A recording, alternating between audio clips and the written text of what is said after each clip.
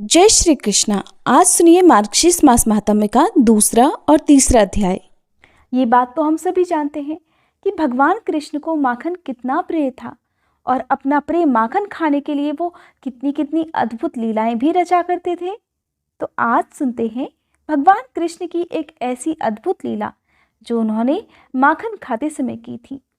और इस कहानी के अनुसार भगवान कृष्ण ने गोपियों के साथ मिलकर बहुत सी लीलाएं रचाई थी।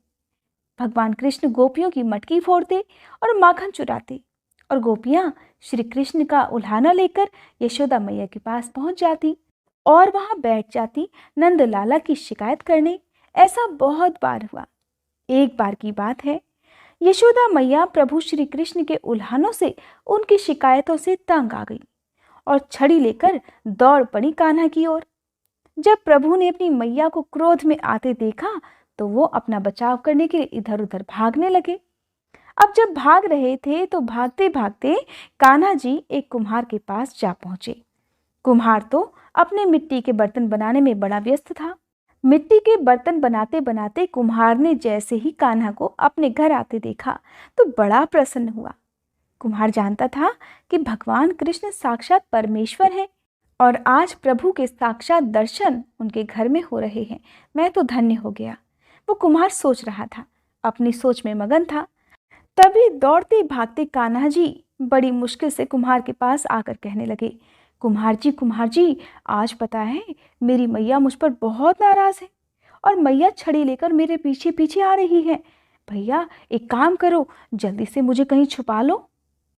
कान्हा की ये बात सुनकर कुम्हार ने कान्हा को एक बड़े से मटके के नीचे छुपा दिया।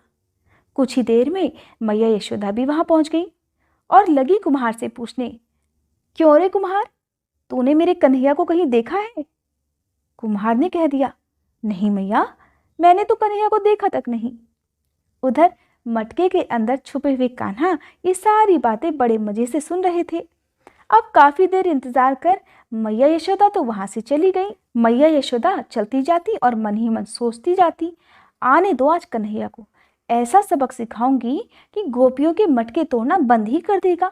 बड़ा शरारती हो गया है। उधर अब कान्हा जी जो कि एक मटके के अंदर छुपे हुए थे, कुम्हार से कहने लगे, अरे कुम्हार जी, अगर मेरी मैया चली गई हो तो मुझे इस घड़े से बाहर निकालो।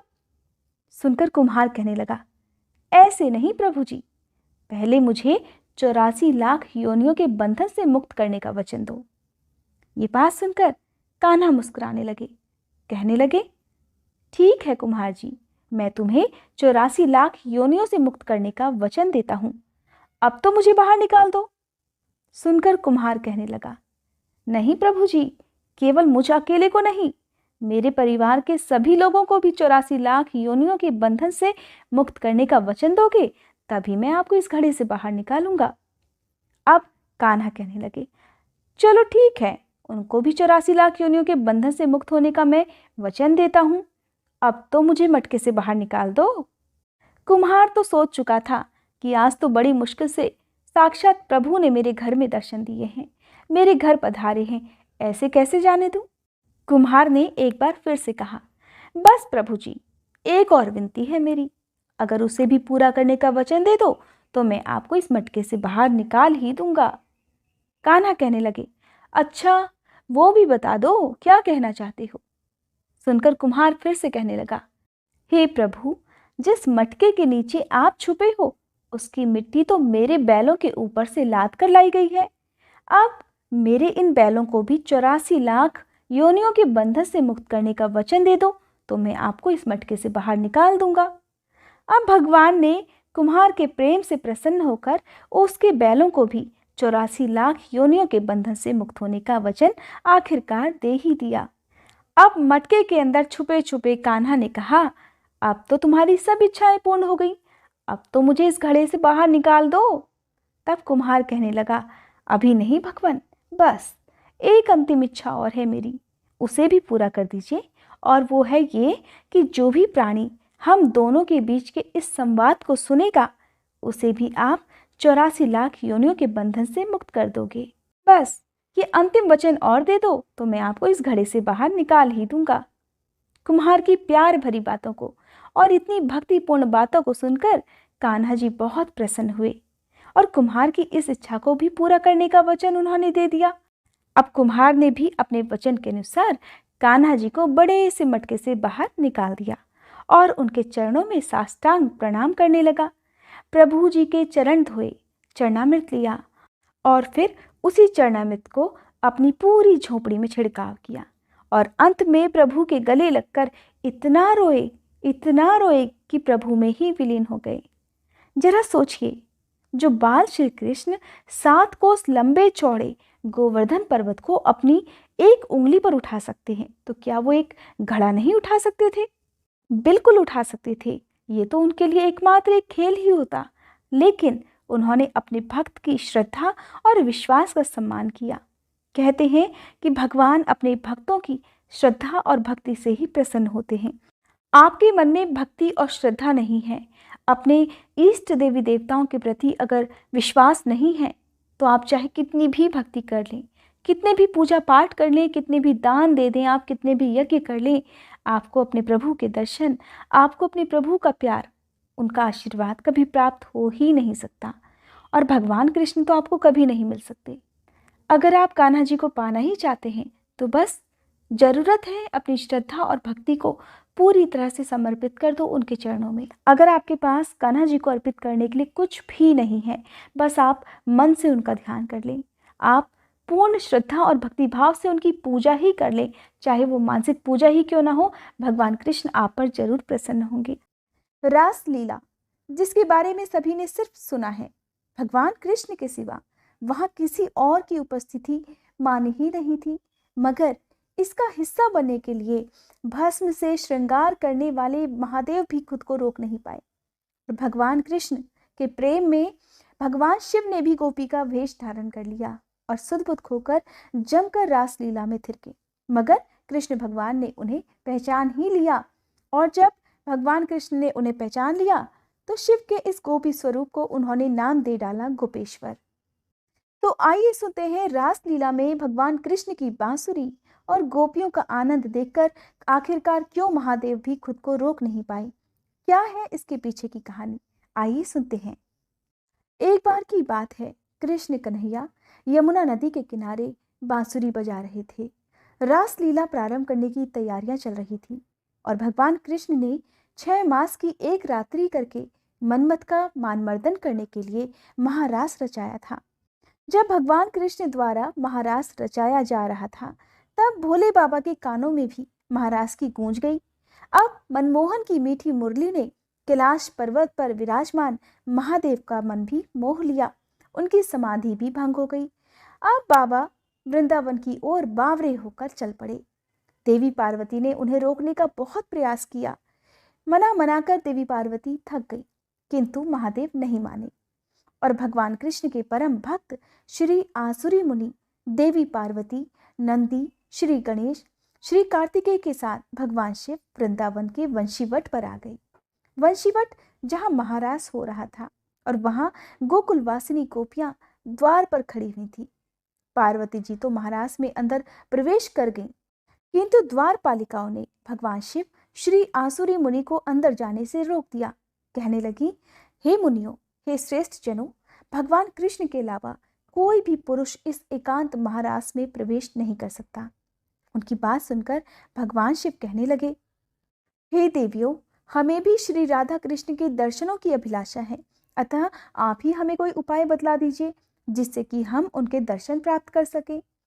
तब ललिता नाम की सखी कहने लगी, अगर आप महारास देखना ही चाहते हैं तो गोपी बन जाइए। मानसरोवर में स्नान कर गोपी का रूप धारण करके ही केवल महारास में प्रवेश किया जा सकता है।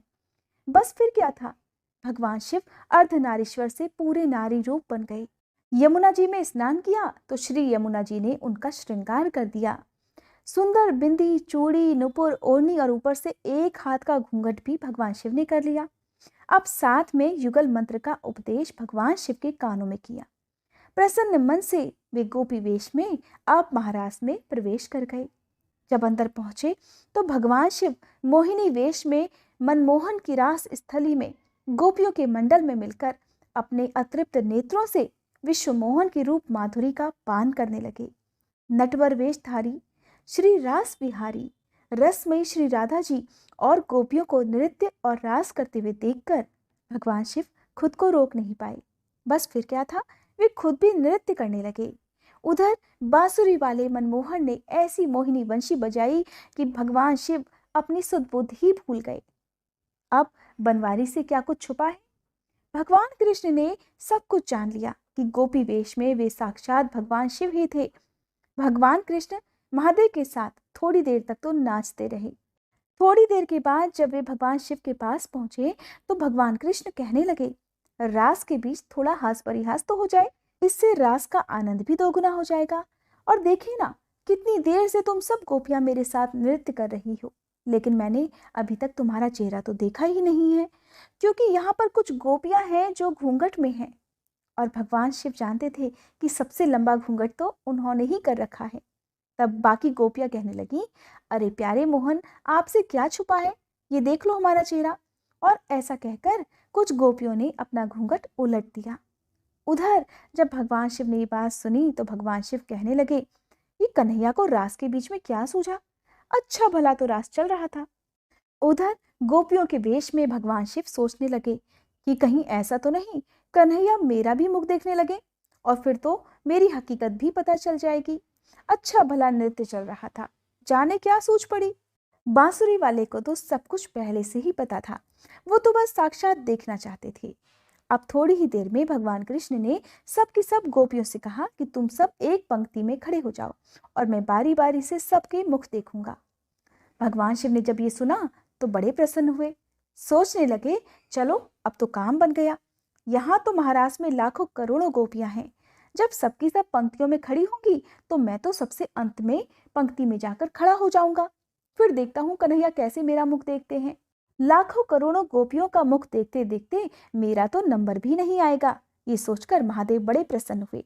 उधर सबकी सब गोपियां एक पंक्ति में खड़ी हो गईं और महादेव जो थे वो उस पंक्ति के सबसे अंत में जाकर खड़े हो गए।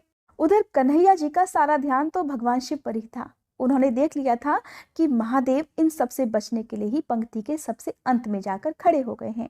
अब कन्हैया जी ने भगवान शिव का ध्यान भंग करने के लिए इधर उधर पंक्तियों में देखना प्रारंभ कर दिया। और फिर जब कन्हैया की दृष्टि पंक्ति के सबसे अंत में पड़ी तो वो मुस्कुराकर कहने लगे, नंबर उधर से नहीं इधर से शुरू होगा।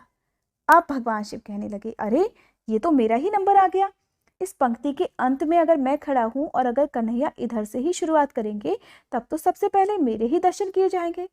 अब भगवान शिव दौड़कर दूसरी ओर जाने लगे। वे पंक्ति के दूसरी तरफ सबसे अंत में लग जाना चाहते थे।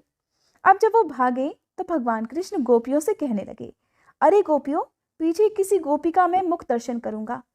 पहले इस गोपी का मुख दर्शन करूंगा जो अपना मुख दिखाने में इतनी लाज शर्म कर रही है।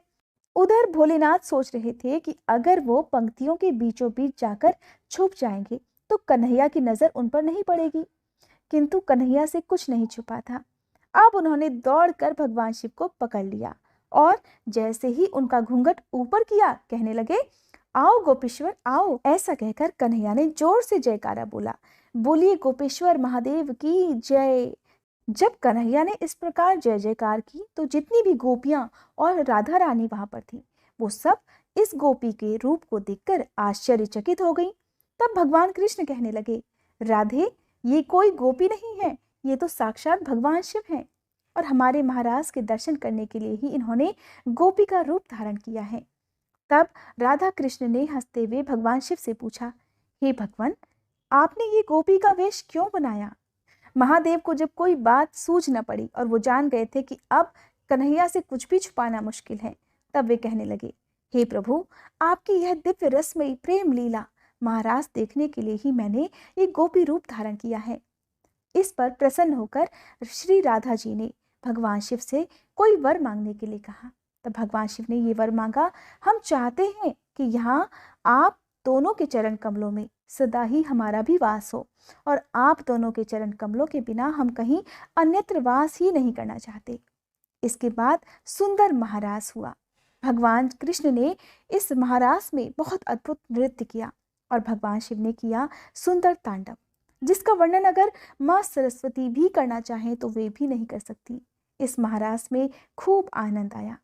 भगवान कृष्ण ने ब्रह्मा जी की एक रात्रि ले ली, लेकिन गोपियां इसे समझ ही नहीं पाई। केवल अपनी गोपियों के प्रेम के कारण भगवान कृष्ण ने इस रात्रि को बढ़ाकर इतना दीर्घ कर दिया कि इस दिन इस रात्रि को रचाए जाने वाले रास को महारास का नाम दे दिया।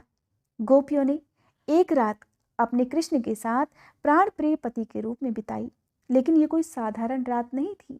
ब्रह्मा जी की रात्रि थी जो लाखों वर्ष तक चलती रही। माना जाता है आज भी वृंदावन में निधि वन में हर दिन भगवान कृष्ण रास रचाते हैं। भगवान कृष्ण के लिए तो ये सब कुछ कर पाना संभव है, क्योंकि वो तो भगवान है।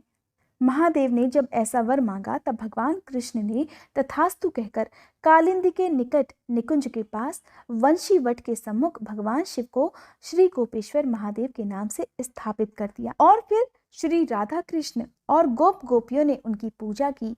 तब भगवान कृष्ण ने उनसे कहा कि हे महादेव, ब्रिज वृंदावन की यात्रा तभी पूर्ण मानी जाएगी जब व्यक्ति आपके भी दर्शन कर लेगा।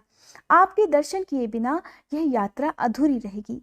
माना जाता है भगवान शिव वृंदावन में आज भी गोपेश्वर महादेव के रूप में विराजमान हैं और भक्तों को अपने दिव्य गोपी वेश में साक्षात दर्शन देते हैं। और यहीं गर्भगृह के बाहर देवी पार्वती, भगवान गणेश और श्री नंदी जी भी विराजमान हैं। आज भी शाम के समय भगवान का गोपी वेश में दिव्य श्रृंगार किया जाता है। बोलो भोलेनाथ भगवान की जय, कृष्ण कन्हैया की जय, राधा रानी की जय। ये थी मार्गशीर्ष मास में सुनी जाने वाली भगवान कृष्ण और महादेव की कहानी। अगर आज की ये कहानी आप सभी को पसंद आई हो तो वीडियो को लाइक, शेयर, चैनल को सब्सक्राइब और बेल आइकन प्रेस करने के साथ ही कमेंट बॉक्स में कृष्ण भगवान की जय लिखना मत भूलिएगा।